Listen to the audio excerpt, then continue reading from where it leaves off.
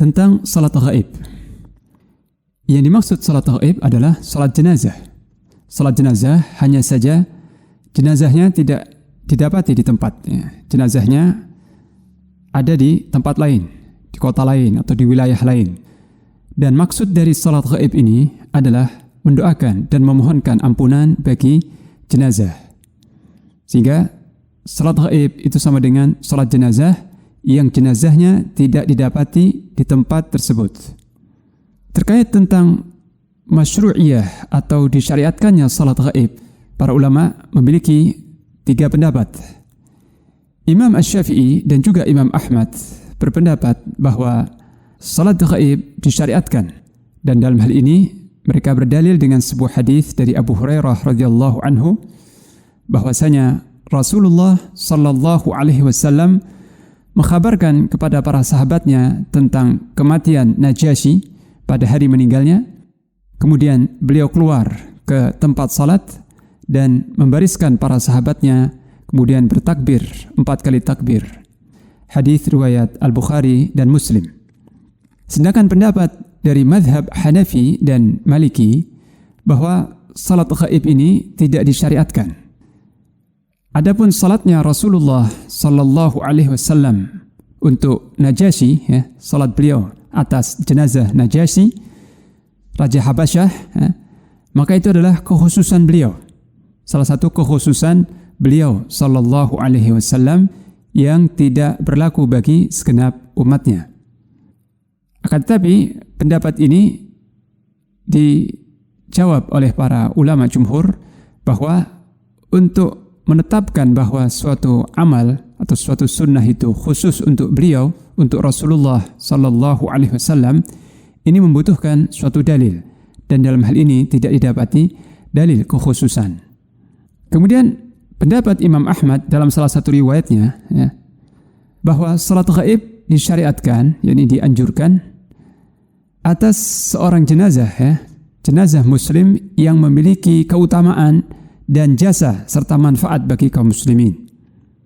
Yakni jika meninggal seorang saleh yang memiliki jasa dan peran bagi umat Islam, maka boleh disalatkan ghaib atasnya. Dan pendapat ini dipilih oleh ulama yang belakangan, yaitu Syekh Abdurrahman As-Sa'di rahimahullah.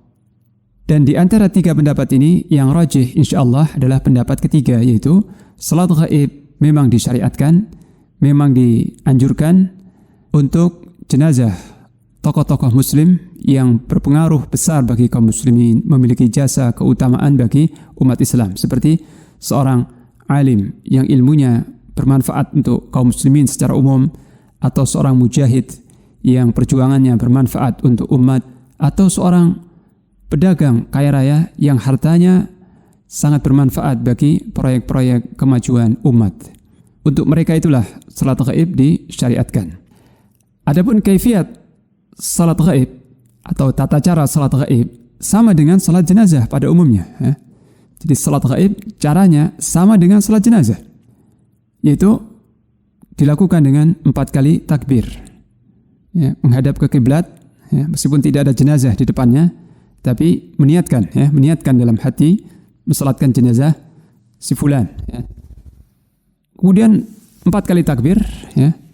Takbir yang pertama membaca surat Al-Fatihah.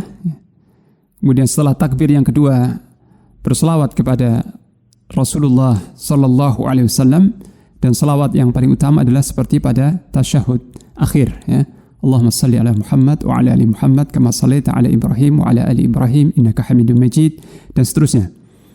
Kemudian setelah takbir yang ketiga mendoakan mayit.